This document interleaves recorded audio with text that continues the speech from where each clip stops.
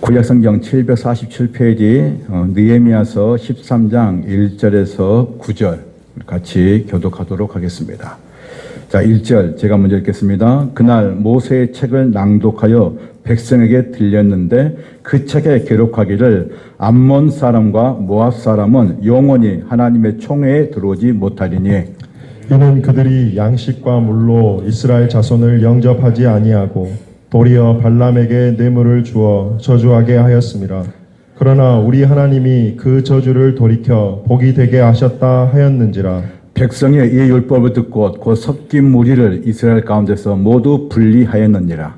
이전에 우리 하나님의 전에 방을 맡은 제사장 엘리야삽이 도비야와 연락이 있었으므로 도비야를 위하여 한 큰 방을 만들었으니 그 방은 원래 소재물과 유황과 그릇과 또 레위 사람들과 노래하는 자들과 문지기들에게 11조를 주는 곡물과 새 포도주와 기름과 또 제사장들에게 주는 거제물을 두는 곳이라. 그때에는 내가 예루살렘에 있지 아니하였느니라. 바벨론 왕 아삭사스다 32년에 내가 왕에게 나아갔다가 며칠 후에 왕에게 말미를 청하고 예루살렘에 이르러서야 엘리야십이 도비야를 위하여 하나님의 전뜰의 방을 만든 악한 일을 안지라. 내가 심히 근심하여 도비야의 세간을 그 방 밖으로 다 내어 던지고 같이요. 명령하여 그 방을 정결하게 하고 하나님의 전에 그릇과 소재물과 유황을 다시 그리로 들여 놓았는지라. 아멘. 우리 지체들과 함께 옆뒤로 인사만 하겠습니다. 주님의 이름으로 사랑합니다. 주님을 사랑합니다.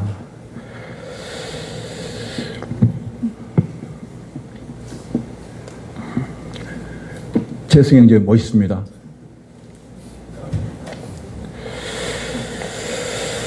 화살이 간역을 향해 날아가듯이 2025년 한 해도 아주 빠르게 지나갑니다. 신자는 하나님 앞에 늘 서 있어야 합니다. 올 한 해가 다 가기 전에 우리의 신앙이 하나님 앞에 최고의 선을 지키고 있는지를 점검하고 돌아봐야 합니다. 느헤미야는 하나님 말씀에 따라 70년 포로 생활을 마치고 예루살렘으로 돌아올 때에 무너진 예루살렘의 성벽의 재건을 힘썼고 유다 백성들은 느헤미야의 그 지시에 의해서 52일 만에 성벽을 완공합니다. 그 과정 가운데 사마리아와 암몬 모압 사람 도비야, 산발락의 조롱과 방해가 있었지만 그러나 하나님의 그 선한 손에 의해서 성벽은 하나님에 의해서 완공되었습니다. 느헤미야는 성벽 재건을 완공한 후에 바사왕 아다사스다 왕과 약속을 지키기 위해서 다시 바사로 돌아갑니다. 느헤미야가 있었을 때에는 이 유다 백성들, 포로 귀환했던 유다 백성들은 정말 신실하게 하나님을 사랑했고 눈물로 회개하고 그 성벽을 완성시켰습니다. 그러나 느헤미야가 바사로 다시 돌아간 후에 이 이스라엘 남자 백성들은 다시 정신적으로 해이되어 가지고 그들은 다시 타락의 길로 걸어가는 것을 볼 수가 있습니다. 바사에 돌아온 이 느헤미야는 그 백성들, 유다 백성들의 그 모습을 보면서 본문에 세 가지 큰 특징이 있지만 오늘 1절부터 9절까지는 두 가지를 강력하게 말씀하고 있습니다. 먼저 1절부터 3절까지는 느헤미야가 이스라엘 백성들에게 이방인이고 혼합주의자인 모압과 암몬 하나님 사람들에게 하나님의 총회를 분리하면서 촉구합니다. 하나님의 총회에 들어오지 못하게 할 것이라고 말씀합니다. 이 첫 번째 혼합주의에 분리하라는 것입니다. 두 번째 4절부터 9절까지는 도비야라는 모압 사람이 성전을 더럽히자 성전 정화 운동을 이 느헤미야가 펼친 것을 볼 수 있습니다. 두 번째는 영적 타협을 용납하지 말라는 것입니다. 그러니까 1절부터 9절까지는 크게 두 가지를 볼 수 있는데 첫 번째는 혼합주의를 분리하라는 것입니다. 우리는 유일신 하나님만 믿습니다. 하나님 외에 다른 것은 함께 하지 말라는 것입니다. 반드시 분리하라는 것입니다. 또 하나는 영적 타협을 용납하지 말라는 것입니다.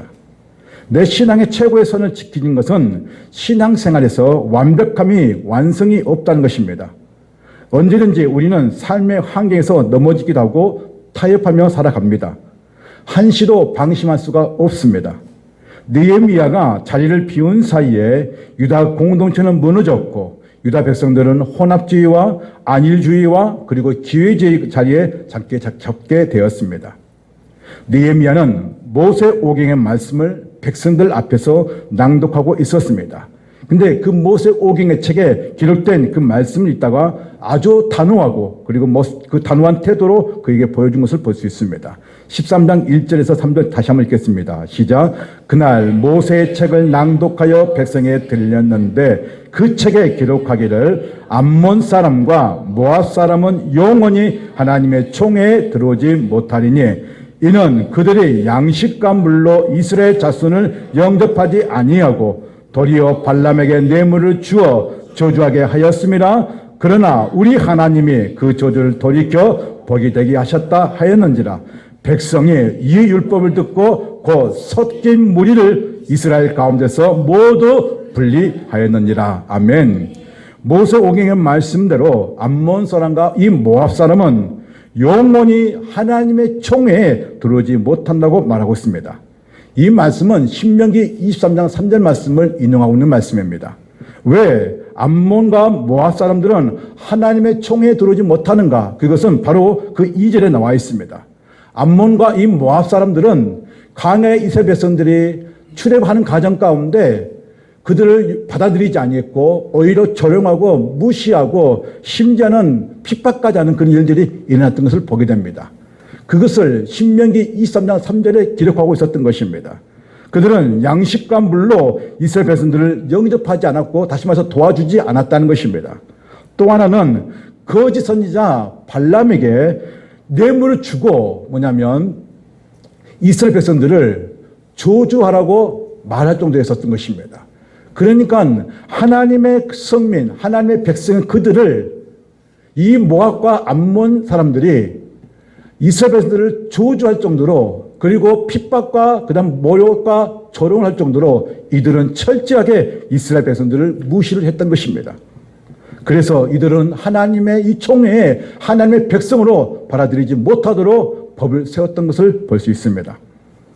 하나님의 백성을 대적하고 여호와 신앙의 순성을 해소시키는 자들이 결코 하나님의 총회에 들어올 수 없다는 율법의 말씀을 들은 유다 백성들은 모압과 암몬 사람들과 섞여 살았지만 그들의 삶의 방식을 묵인하고 용인했던 그들이 이 느헤미야가 이 말씀을 읽자 그 순간 그 자리에서 뭐냐면 섞여서 살았던 것을 분리시키고 따로 하나님의 총회에 들어오지 못하도록 막은 것을 볼 수 있습니다. 신자가 하나님의 말씀을 묵상하고 볼 때에는 자신의 영적인 상태를 진단하고 문제를 보고 바로 잡을 수 있습니다. 그러나 신자가 하나님의 말씀을 읽지 않고 중단되면 언제든지 이방인처럼 세상 사람처럼 사고하고 생각하며 행동을 한다는 것입니다. 하나님의 말씀을 묵상하고 이를 따라 사는 일이 내 영혼이 살고 죽는 것과 관련된 신앙의 핵심입니다. 살아계신 하나님을 인정한다는 것은 우리가 하나님의 말씀과 그분의 인격을 시인하고 의탁한다는 것입니다. 하나님의 말씀이 여러분의 삶에서 장식품이나 액세서리가 되어서는 안 된다는 것입니다. 올 한 해가 가기 전에 여러분 성경을 읽으시길 바랍니다. 성경에 기록된 하나님의 말씀을 성도들이 읽지 않으면, 묵상하지 않으면 그는 세상 사람과 똑같습니다. 별반 다르지 않습니다. 특히 교회 중직자들의 말씀과 기도를 소홀히 하면 그 교회는 무너지게 되고 모든 결정은 인간적인 방법으로 결정하게 됩니다. 교회의 덕을 세우는 것은 무너지게 된 것입니다. 교회와 성도들의 삶은 피폐하고 메마르게 되고 썩은 물에 고기가 살 수 없듯이 생명이 없는 심령이 된다는 것입니다. 그림 보시면 2026년 교회 트렌드라는 책이 있습니다. 그 책을 보시게 되면 한 해마다 가장 큰 이슈가 되는 한국교회의 가장 큰 이슈가 되는 10가지를 제목을 타이틀로 세웁니다. 거기 보면 목회 데이터 연구소에서 1년 동안 아니 3년 동안 계속 뭐냐면 한국교회 그리고 지금 전 세계에 흐르고 있는 그런 모든 것을 통계로 그다음에 조사로 결정을 내립니다. 그게 뭐냐면 바로 이 책 2026년 한국교회 트렌드라는 책입니다. 근데 그 책에 보시면 제가 보는 오른쪽인데 그 보시면 6번에 이런 내용이 있습니다. 혹시 그거 보이십니까? 뭐라 보이십니까? 6번. 그렇죠. 지금 한국교 안에 6번에 무속에 빠진 그리스도인이 있다는 것입니다. 하나님을 믿어야 할 백성들이 무속에 빠진 백성들이 많다는 거예요.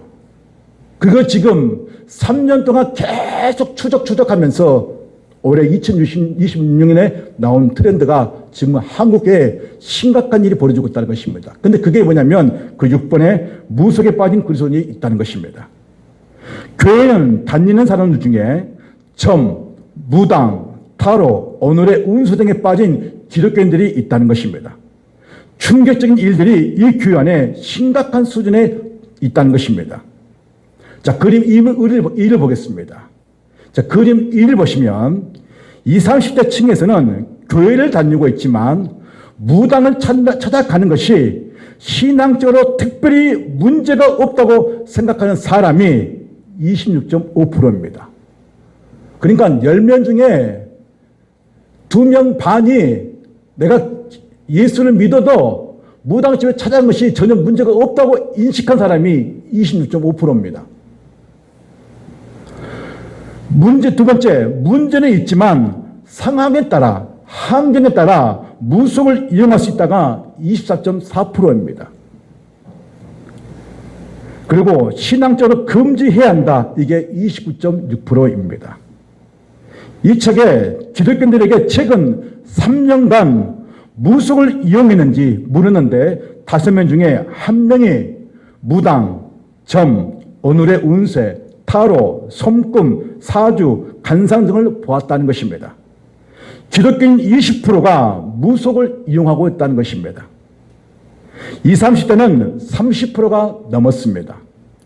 무당집을 운영하고 있는 무속인이 이제 예수를 믿게 되었고 회심한 어느 교회 집사는 자신이 과거에 무속인 시절에 찾아온 손님의 40%가 기독교인이라고 말했습니다.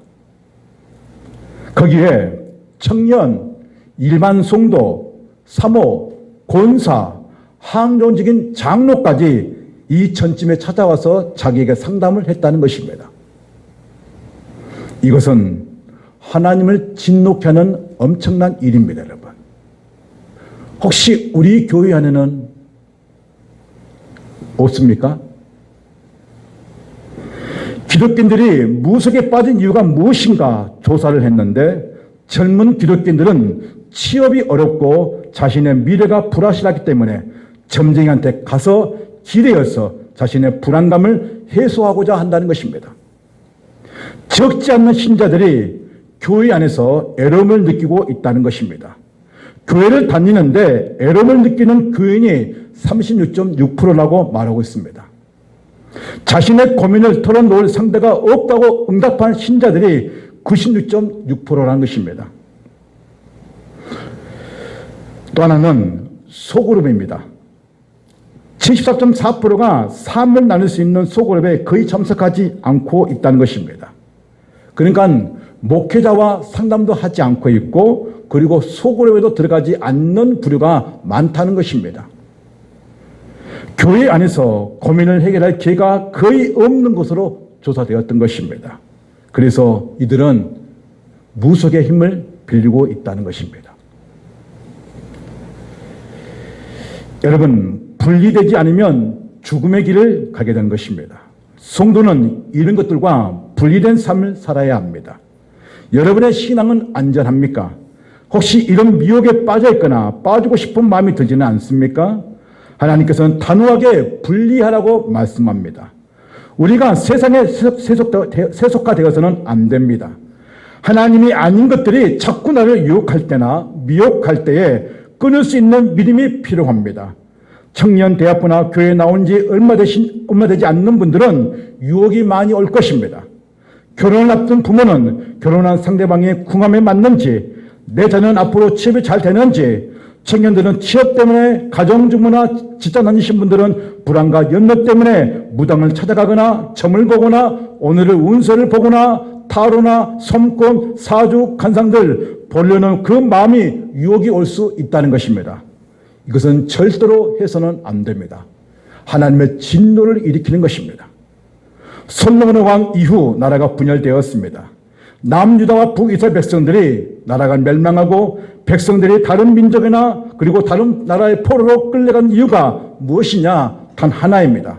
그것은 하나님을 싫어했기 때문입니다. 하나님을 믿지 않았기 때문입니다. 하나님을 의지하지 않았기 때문입니다. 그들은 멸망의 길로 갈 수밖에 없었던 것입니다. 혹시 유혹에 대해서 넘어졌다면 다시는 하나님께 하지 않겠다고 다짐하시고 철저하게 회심하시길 바랍니다. 하나님께서 가장 싫어하는 것은 행위인 것입니다. 이스라엘 백성들이 다른 신, 우상을 섬긴 이유가 무엇일까? 같이 한번 읽겠습니다. 사사기 2장 11절부터입니다. 시작. 이스라엘 자손이 여호와의 목전에 악을 행하여 바알들을 섬기며 애굽 땅에서 그들을 인도하여 내신 그들의 조상들의 하나님 여호와를 버리고 다른 신들 곧 그들의 주위에 있는 백성의 신들을 따라 그들에게 절하며 여호와를 진노하게 하였을 때 곧 그들이 여호와를 버리고 바알과 아스타로를 섬겼으므로 이스라엘 백성들의 가장 큰 문제가 뭐였습니까? 하나님을 버렸다는 것입니다. 근데 하나님을 버렸는데 그 가나안 신 바알을 섬겼다고 말하고 있습니다. 바알의 뜻이 뭔지 아십니까? 바알의 뜻은 주인, 남편, 지배자라는 뜻입니다. 이스라엘 백성들이 주인이 하나님이신데 가나안 족속들이 섬기고 있는 우상을 바알을 주인으로 섬기고 바알을 남편으로 모시고 그의 지배를 받고 있다는 것입니다. 이 바알은 이방 나라 가나안 족속들이 폭풍과 비와 풍요의 신 농사를 주관하고 있다고 믿고 있는 것입니다. 이 우상을 이스라엘 백성들이 자신들에게 풍요를 가져준다고 믿었던 것입니다. 바알을 섬기면 농사가 잘 되고 풍요를 누린다고 믿었던 것입니다. 이스라엘 백성들은 자신의 삶에 영향을 미치는 현실적인 요소에 민감하게 반응했던 것입니다. 이스라엘 백성들이 악을 행했는데 이스라엘 백성들은 하나님께 주신 자유보다 이 세상이 주는 풍요와 번영에 더 많은 관심을 가졌고 민감한 것을 볼 수 있습니다. 잘 살고 싶은 마음, 아무런 문제가 없는 삶, 미래가 확실하게 보이고 걱정 근심이 없는 삶이 보다는 현실인 것에 더 마음을 갖게 되었다는 것입니다. 이스라엘 백성들은 완전히 속았습니다. 하나님께서는 십계명의 제1계명 나 외에는 다른 신들을 내게 두지 말라고 신명기 5장 7절에 분명히 말씀합니다. 하나님께서 왜 하나님의 얼굴 앞에 다른 신들을 두지 말라고 하신가? 그 첫 번째는 하나님과의 관계가 깨지기 때문에 그렇습니다. 구약의 하나님께서 우상을 섬기게 되면 이스라엘 백성들과 관계가 깨질 것을 말씀하셨습니다. 하나님은 이스라엘 백성들에게 아버지라고 말씀하였고 이 백성들을 아들이라고 표현했습니다. 그만큼 가까운 관계라는 것입니다. 그러나 다른 신을 섬기면 하나님과 관계가 깨지게 되어 있다는 것입니다. 두 번째, 나 외에 다른 신을 두지 말라는 것은 우상 숭배를 하게 되면 이 백성들이 저와 여러분이 자유를 상실하게 된다는 것입니다. 진리를 알지니 진리가 너희를 자유케 하신다고 분명히 주님께서 말씀하셨습니다. 진리는 단 하나입니다. 오직 예수 그리스도 외에는 없다는 것입니다. 우리는 유일신 여호와 하나님만 믿고 있는 것입니다. 실례로 이스라엘 백성들이 430년 동안 애굽의 종살이 노예 생활했습니다. 그들은 자유가 없었습니다. 그러나 애굽의 이스라엘 백성들이 고통과 부르짖음이 너무나 크기에 하나님께서는 그들을 애굽에서 건져내어 자유를 줄 수 있는 가나안 땅으로 이주 계획을 세우셨고 그곳으로 인도하셨습니다. 여러분, 하나님이 아닌 다른 것이 있다면 우상이라고 생각하며 분리하시길 바랍니다. 그 거룩함을 우리는 추구해야 되는 것입니다. 세상이 주는 기쁨은 잠깐입니다. 오늘 새로 차를 뽑았습니다. 가장 비싼 차, 가장 좋은 차를 오늘 뽑았습니다. 근데 그 차를 타고 다닐 때 어느 잠깐, 아니 며칠간은 기쁩니다. 너무나 좋습니다. 그러나 1년이 지나고 2년 지나도 그 차를 타면서 좋아하지 않습니다. 왜 그럴까요? 그것은 성경이 분명히 말씀하고 있습니다. 해 아래 새 것이 없다는 것입니다. 우상은 인간을 오히려 속박합니다. 인간은 누구나 풍요와 건강과 현재와 미래의 안전을 추구합니다. 그래서 이것을 갖기 위해 신들을 자기 자신이 만듭니다.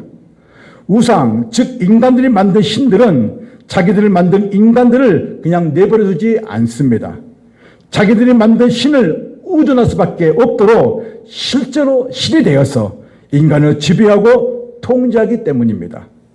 우상은 하나님도 어느 누구도 두려워하지 않습니다. 우리가 두려워할 것은 무엇이냐? 오직 여호와 하나님이십니다. 마태복음 10장 28절에 이렇게 말씀하고 있습니다. 몸은 죽여도 영혼은 능히 죽이지 못하는 자들을 두려워하지 말고 오직 몸과 영혼을 능히 지옥에 멸할 수 있는 이를 두려워하라고 말씀하고 있습니다. 인간을 두려워하지 말라는 거예요. 내 육신을 죽일 수 있는 인간을 두려워하지 말고 내 육신을, 내 영혼을 지옥으로 떨칠 수 있는 그 하나님을 두려워하라고 말씀하고 있다는 것입니다. 우리 영혼 안에 여러분, 우리는 예수를 믿는 순간 우리는 거듭나게 되었습니다. 거듭났는데 잘 들으십시오. 거듭났습니다. 다시 태어났습니다. 그러나 거듭났지만 우리의 영혼은 거듭났는데 우리의 육신은 여전히 제 몸 아래에 있습니다. 그래서 죄를 짓습니다. 우리의 영혼, 성령이 내 육신을 다스리면 내 육신은 성령에 의지하기 때문에 성령의 다스림을 받기 때문에 성령의 말씀에 귀를 기울이고 성령에 따라 살게 되는 것입니다. 그러나 우리 안에 육신이 성령보다 더 강하면 우리 안에 있는 성령은 사라지게 되고 우리 육신이 더 강해지는 것입니다. 우리는 성령의 사람인 것입니다. 그래서 우리는 성령이 우리 육신을 제어하고 다스릴 수 있는 가장 강력한 힘이 우리에게 필요한 것입니다. 그것은 말씀입니다. 말씀이 여러분의 그 삶 가운데 지표가 되고 나치판이 되고 그리고 잣대가 되어서 여러분의 삶의 모든 것들을 이끌 수 있는 힘이 여호와의 말씀인 것을, 성경에 있던 말씀인 것을 믿으시길 바랍니다. 유다 백성들이 끝낼 것이 두 번째가 있는데 그게 뭐냐면 영적 타협을 해서는 안 된다는 것입니다. 1절부터 3절에 모세의 율법에 근거하여 이스라엘 공동체 내 부정한 이방인들을 완전히 분리시켰습니다. 그런데 문제는 느헤미야가 바사에 돌아와서 보니 유대의 제사장 엘리야십이 암몬 사람 도비야와 혈연 관계를 맺었기 때문에 가장 거룩한 예루살렘 그 성전의 방을 이방인이 들어올 수 없는 그 방을 이 도비야를 향해서 방을 내주었다는 것입니다. 우리 같이 한번 읽어보겠습니다. 자, 13장 5절입니다. 시작. 도비야를 위하여 한 큰 방을 만들었으니 그 방은 원래 소재물과 유황과 그릇과 또 레위 사람들과 노래하는 자들과 문지기들에게 11조를 주는 곡물과 새 포도주와 기름과 또 제사장들이 주는 거제물을 두는 곳이라. 7절. 예루살렘에 이르러서야 엘리야십이 도비야를 위하여 하나님의 전뜰에 방을 만든 악한 일을 안지라. 내가 심히 근심하여 도비야의 세간을 그 방 밖으로 내어 던지고, 도비야가 머무고 있는 방은 하나님께 제사를 드리기 위해 소재물이 있는 거룩한 곳입니다. 소재물과 유황과 그릇과 그리고 레인 노예라는 자들 문지기들이 주는 11조의 곡물이 있는 가장 거룩한 곳입니다. 그 세포들과 기름 제사장이 주는 그 거제물이 있는 그 거룩한 그 방을 치워버리고 도비야를 방으로 만들어 버렸다는 것입니다. 누가 그 일을 했습니까? 하나님의 앞으로 돌아오게 할, 하나님의 백성을 깨우게 할 제사장이 오히려 어떻습니까? 도비야와 함께 짝을 내서 그 성전을 더럽힌 것을 볼 수가 있습니다. 지금 이 시대는 영적인 한 사람이 필요한 시대입니다. 엘리야십은 유대인 제사장입니다. 도비야가 누구입니까? 그는 암몬 사람이면서 하나님의 성전 예루살렘 성벽을 재건할 때 방해하고 조롱했던 사람입니다. 이런 자가 유대 제사장 엘리야십과 그 자녀들의 결혼 관계로 인해서 관계를 맺다 보니 하나님의 그 거룩한 그 성전을 내어 주었다는 것입니다. 레위 사람들에게 주어야 할 몫을 이제 성전을 더럽힘으로 인해서 도비야가 장악하고 인해서 더 이상 레위인들에게 주어야 할 그 11조의 곡물을 주지 않음으로 인해서 제사장들이 그리고 레위인들이 어떻게 했습니까? 하나님의 성전을 지키지 못하고 돈 벌러 나갔다는 것입니다. 이런 심각한 일이 누구 때문에 일어나게 되었습니까? 유대 제사장 엘리야십과 암몬 사람 그 악한 자 도비야 때문인 것인 것입니다. 오늘날 교회는 말씀을 사모하는 성도들, 기도하는 성도들, 전도하는 성도들이 가득 차야 합니다. 한국계 트렌드에 5번째 키워드 보면 호모 스피리추얼리스라는 부분이 나와 있습니다. 이들은 영적인 인간이라고 표현합니다. 거기 보면은 그 한국 트렌드 책 보시면 거기에 영적인 인간, 다시 말해서 교회를 다니는 영적인 신자들이 말씀을 성경에 있는 것과 기도하는 시간을 체크했습니다. 조사를 하고 통계를 냈습니다. 그런데 성경을 일주일에 평균적으로 76분을 읽는다는 것입니다. 그리고 기도하는 시간은 평균 27분으로 조사되었습니다. 50대 미만에는 20대는 18분, 30대는 21분, 40대는 19분으로 모두 20분 이내로 기도를 했다는 것입니다. 여러분, 신앙의 최고의 선은 어느 선을 지키고 고수하고 있는 것일까요? 여러분은 영적인 투자의 시간을 얼마나 되십니까? 나와 하나님과의 그 관계, 그 친밀한 관계는 어느 정도이십니까? 시대가 변하면서 인간의 삶은 점점 더 편리해집니다. 이 편리함은 신앙생활에서도 그대로 스며듭니다. 오늘 많은 성도들이 영적인 세계를 추구할 때도 아날로그적인 것보다는 간편하고 부담 없는 디지털 방식을 선호하고 있습니다.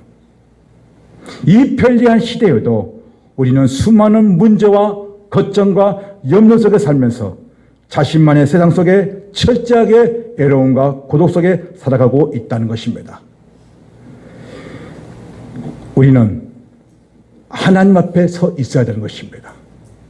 신자는 세상 속에 살고 있지만, 세상 안에 같이 거하고 있지만, 세상 사람과 함께 일하고 있지만 우리는 분리되어야 한다는 것입니다. 그것을 뭐라고 하느냐? 거룩이라고 말하고 있습니다. 지금 느헤미야가 모세 오경에 기록되어 있는 그 성경을 읽었을 때에 그들은 철저하게 여호와의 총에 들어오지 못하도록 막았고, 그리고 섞여 있던 그 무리들을 내어 보냈고, 또 하나는 뭐였습니까? 그들이 갖고 있던 그 성전 안에 있는 그 더러운 것들을, 도비아가 가져왔던 그 모든 것들을 성전 밖으로 내어 던졌다는 것입니다.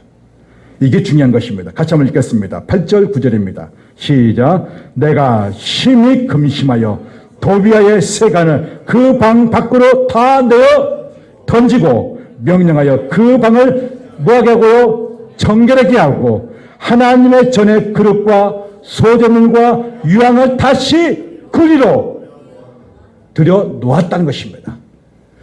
도비아가 채웠던 그 더러운 것들을 다 밖으로 던져버리고 다시 하나님의 성물이 이 성전 안으로 다 모여들여 놓았다는 것입니다. 하나님의 성물로 채웠다는 것입니다. 여러분의 마음의 성전에 하나님이 아닌 도비아처럼 세상 것들로 채워져 버렸다면 지금 이 시간 가감하게 마음의 창 밖으로 내던져 버리라는 것입니다. 미신적인 것들을 내던져 버리라는 것입니다. 다시 여러분의 마음의 방을 정결하게 하라는 것입니다. 깨끗하게 청소하여 하나님의 성소의 물건인 말씀으로 다시 가득 채우게 하라는 것입니다. 하나님은 말씀이 삶의 기둥과 반향으로 잡아야 되고, 그리고 기도가 나의 삶을 움직이게 하라는 것입니다. 그림 보십시오. 그림 보시면 한국의 트렌드 안에 한국의 모든 교회 성도들을 조사할 때에 영성 생활을 시작할 때에 다시 말해서 교회 안에서 기도와 양육과 제자 훈련, 성령 공부를 통해서 이 영성 훈련할 때에 어떤 결과가 일어나는가를 통계로 나왔습니다. 보시면 그 첫 번째 보시면 혹시 보이신가요? 첫 번째 뭐였습니까? 마음이 평안해진다. 두 번째요, 어려움을 극복한 힘을 얻게 된다. 세 번째요, 삶의 목표와 의미를 갖게 된다. 네 번째는 이웃을 위해 배려하고 섬기게 되었다. 그 다음에요, 행복감이 증대시켜 주었다. 그 다음에요, 스트레스를 극복하게 되었다. 그 다음에요, 자존감을 높여주었다. 마지막은요. 도덕성을 높여주었다는 것입니다. 진정한 자유와 행복은 우상이 아닙니다. 2025년 저물어 갑니다. 다시 2020년 준비할 때 내 신앙의 최고의 선을 지키려고 할 때에 가장 크게 지킬 것은 첫 번째 뭐냐? 내 마음에 혼합주의가 있지 않도록 분리시키라는 것입니다. 또 하나는 영적인 타협을 용납하지 말라는 것입니다. 우리는 세상 안에 살아가고 있지만 사람들의 이런 일과 분리되고 단호해야 한다는 것입니다. 여러분, 우리가 믿는 예수님은 능력이 없을까요? 아닙니다. 그분은 온 우주를 창조하셨고 모든 피조물을 말씀으로 창조하셨습니다. 여러분은 이런 소리를 많이 들었을 것입니다. 예수를 믿으면 만사형통한다고 들었을 것입니다. 예수 믿으면 다 잘 되는더라 하고 그런 소리를 들었을 것입니다. 그리고 예수 믿으면 다 고쳐준다더라 하는 소리를 분명히 들었을 것입니다. 여러분, 예수를 잘 믿고 말씀대로 살아도 고난이 오고 고통이 옵니다. 경제적, 물질적 어려움이 옵니다. 때로는 장사하다가 망하기도 합니다. 예수 잘 믿어도 회사에서 억울한 일을 당하고 어려움을 당하기도 합니다. 예수를 잘 믿었는데 백혈병이나 암 등 질병에 걸리거나 죽기도 합니다. 기독교는 만사형통을 말하지 않습니다. 예수님은 우리에게 만사형통한다고 가르치지도 않았습니다. 예수님은 오늘 우리에게 나를 따라 오르거든 자기를 부인하고 자기 십자가를 지고 나를 따를 것이라고 말씀하셨습니다. 다시 말해서 주님이 가신 고난의 길을 따라오라고 말씀하고 있는 것입니다. 이 고난을 통하여 예수님을 알게 된다고 분명히 말씀하고 있는 것입니다. 그러나 여러분, 예수를 참 믿는 신자들로 이 고난이 오지만 성경은 분명히 말씀하고 있습니다. 현재의 고난은 장차 나타난 영광과 좋게 비교할 수 없다고 분명히 말씀하고 있다는 것입니다. 성경은 고난이 내게 유리라고 말씀하고 있습니다. 고난을 통하여 기쁨을 얻게 된다고 말씀하고 있습니다.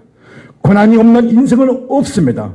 예수를 믿는 사람들은 이 고난과 고통 가운데 누구를 의지하고 어떻게 의지하는지를 알기 때문에 하나님을 찾고 나아가는 것입니다.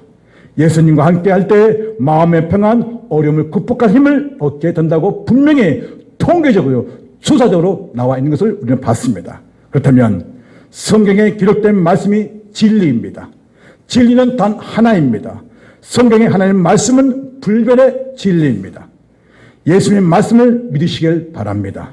성경을 읽으시길 바랍니다. 그 안에 부활을 발견하시길 바랍니다. 그렇다면 여러분의 삶은 윤택하게 되는 것입니다. 요한복음 14장 27절 같이 읽겠습니다. 시작. 평안을 너희에게 끼치노니 곧 나의 평안을 너희에게 주노라. 내가 너희에게 주는 것은 세상에 주는 것과 같지 아니하니라. 너희는 마음에 근심하지도 말고 두려워하지 말라. 이 말씀은 예수님이 하셨습니다. 혹시 경제적인 것, 물질 때문에 사로잡혀 마음의 두려움에 사로잡혀 사신 분들이 있습니까? 주님은 평안을 주셨다고 분명히 말씀하셨습니다. 세상에 줄 수 없는 것 같이 아니하고 참된 평안을 주셨다고 말씀하고 있습니다. 그러므로 근심하거나 두려워하지 말라고 분명히 말씀하셨습니다. 또 하나 마태복음 11장 28절 시작. 수고하고 무거움 진진 자들아 다 내게로 오라. 내가 너희를 쉬게 하리라. 나는 마음이 온유하고 겸손하니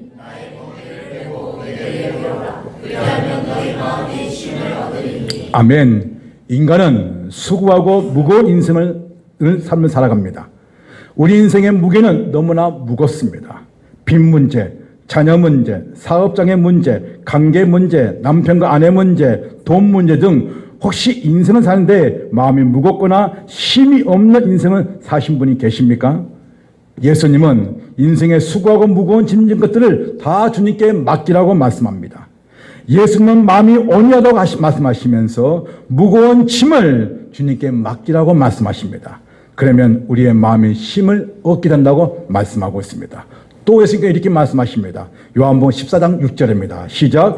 예수께서 이르시되 내가 곧 길이요 진리요 생명이니 나로 말미암지 않고는 아버지께로 올 자가 없느니라. 아멘. 인간은 예수를 모르면 자신의 끝을 모르고 죽습니다. 여러분의 인생에서 시작과 끝을 알고 싶으십니까? 우리는 간혹 자신에게 묻습니다. 나는 누구일까? 내가 가고 있는 길이 맞는 걸까? 이 길은 끝은 무엇일까? 예수님은 인생의 길을 모르는 사람들에게 자신이 길이고 진리라고 분명히 말씀하셨습니다. 예수님은 자신이 구원과 영생과 생명을 주신 분이라고 말씀하고 있습니다. 생명의 길, 구원의 길, 그 길로 가기 위해서는 진리의 길로 가야 하는데 그분이 바로 예수님이십니다.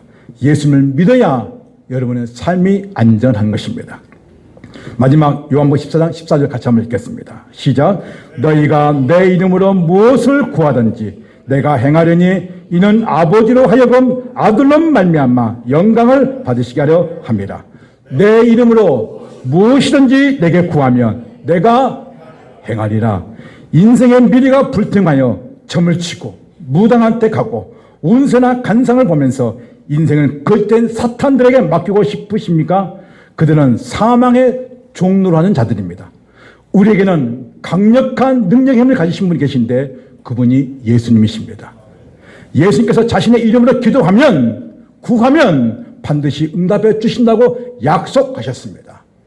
그래서 우리는 이 약속을 믿기 때문에 우리 인생의 모든 문제를 기도로 그리고 주님의 말씀으로 우리는 해결해 가는 것입니다. 내 신앙의 최고의 선을 지키라는 것입니다. 내 신앙의 최고의 선을 지키려면 오늘 본문의 말씀처럼 세상의 혼합주의에 분리되어야 하는 것입니다. 세상과 짝해서는 내 신앙을 지킬 수가 없습니다. 또 하나는 영적 타협이 올 때 절대로 용납해서는 안 된다는 것입니다. 끊으라는 것입니다. 믿음으로 끊으라는 것입니다. 이 한 주간 영적으로 깨어나 내 마음에 있는 예수님이 아닌 다른 것이 들어오지 못하도록 말씀으로 같이 하시길 주님의 이름으로 축원드립니다.